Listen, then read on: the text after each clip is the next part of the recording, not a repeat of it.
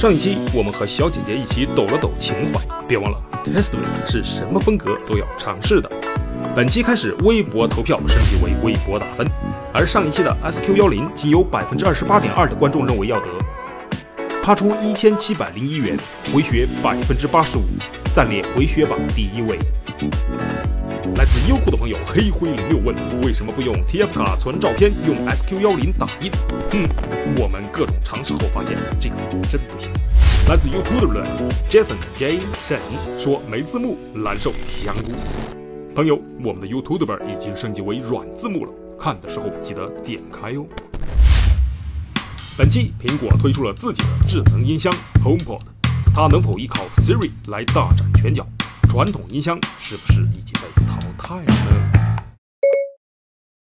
？HomePod 这款产品在我看来，其实是苹果能给出的关于智能音箱的最优解。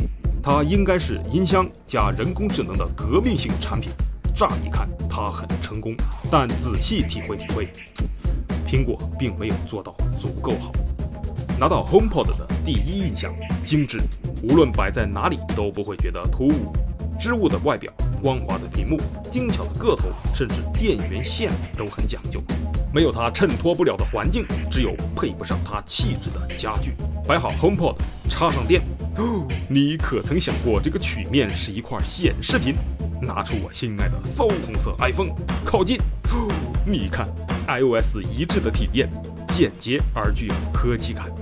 来，让我们再看一次这个非常漂亮的 HomePod 动画。经过非常简单的设置，它就会和你说话了。Say, "Hey Siri, play some music." Hey Siri, play some music.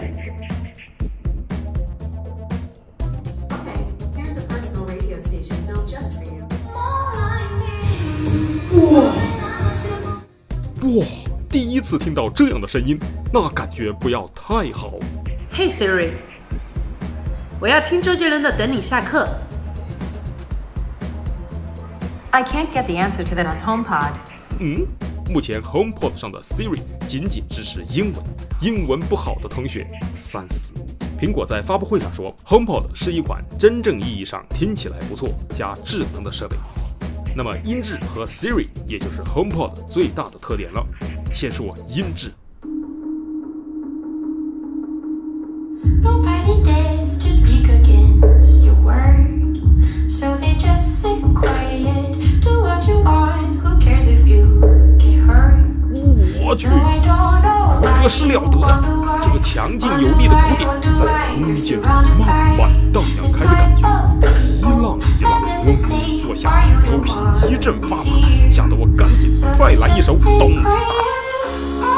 我可以负责任地告诉你，这有毒，对上2个小伙伴在家土嗨，这是 party 利器。原来苹果重音也可以很 boss， 不对，比 boss 还 boss。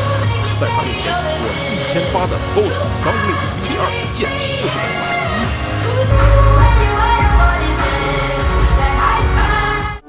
HomePod 的低音非常震撼，但是它的人声部分略显浑浊，有些歌就会少了一点点人声的感觉。这对于听歌来说还好，但是对于听一些播客来说就不是特别理想了。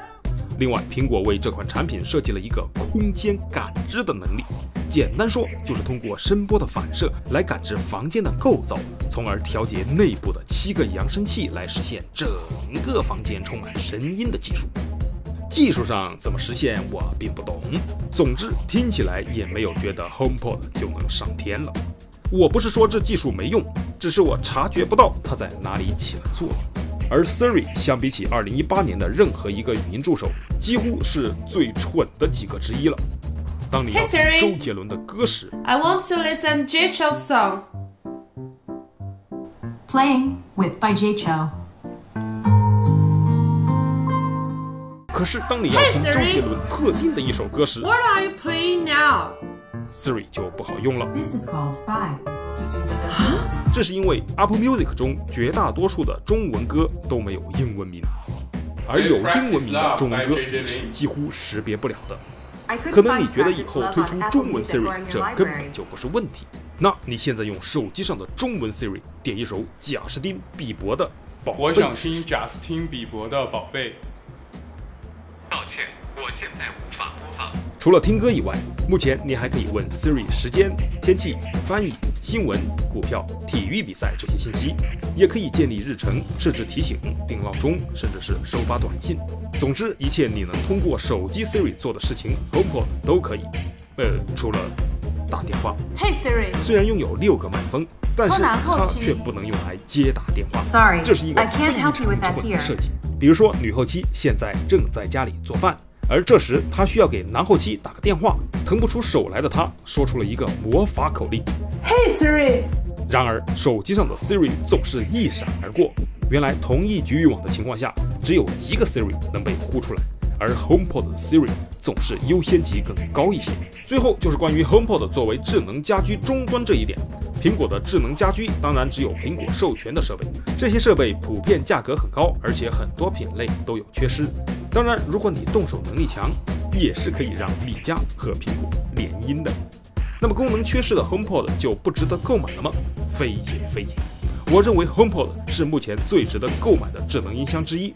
有别于传统音箱，你可以操作 HomePod 独立播放音乐，而无需多占用一个手机。以后还会更新 AirPlay 2来支持2台 HomePod 同时播放音乐，并且得益于7个扬声器的设计， HomePod 是目前我听过声音最好的智能音箱，且没有之一。嘿嘿，我骗你的。HomePod 是目前最不值得购买的音箱，且没有之一。为什么这么说？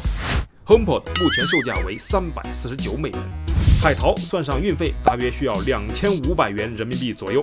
此外，你还需要等待1个月左右的时间，等它送到你的手里。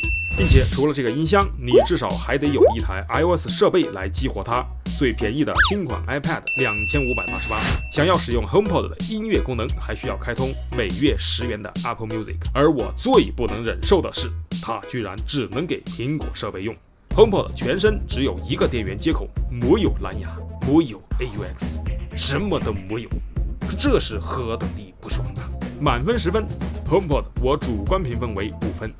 这款产品的封闭性是它最终没能及格的重要因素。它就是一款非常苹果的产品。如果你家里有各种各样的苹果设备，这个音箱简直不要太方便。以后我们做个 PPT 来讲讲苹果全家桶的使用感受。但如果你只想买个音箱，那么还是购买其他品牌的音箱。听我一句劝，2000多的 BOSS 蓝牙音箱效果也不错，2000多买小米智能家居也挺爽的，唯独2000多的 HomePod 不值得购买。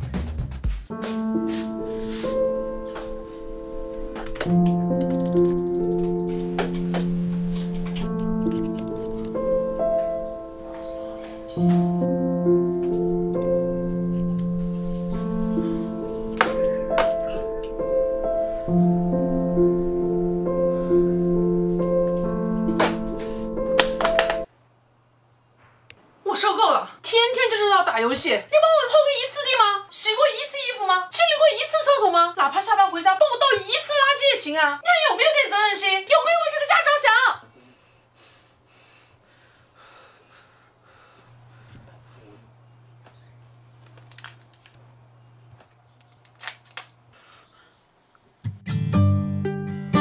浓浓酱腥，淡淡甜蜜。Tasteway 牛轧糖，寻回初恋的清新。Tasteway 匠心甜品。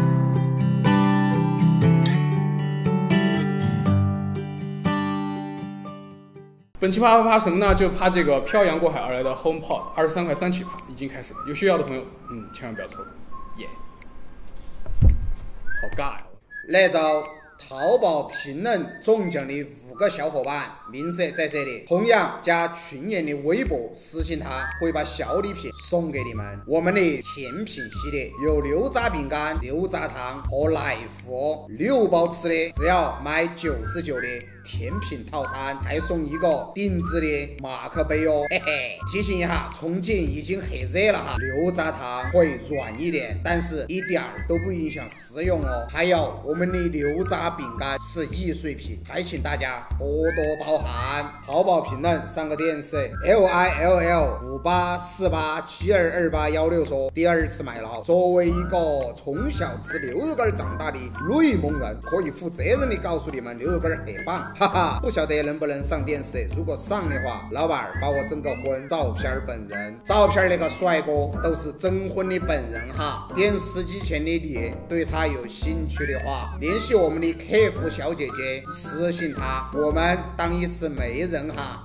Test V， 帮你 try before you buy。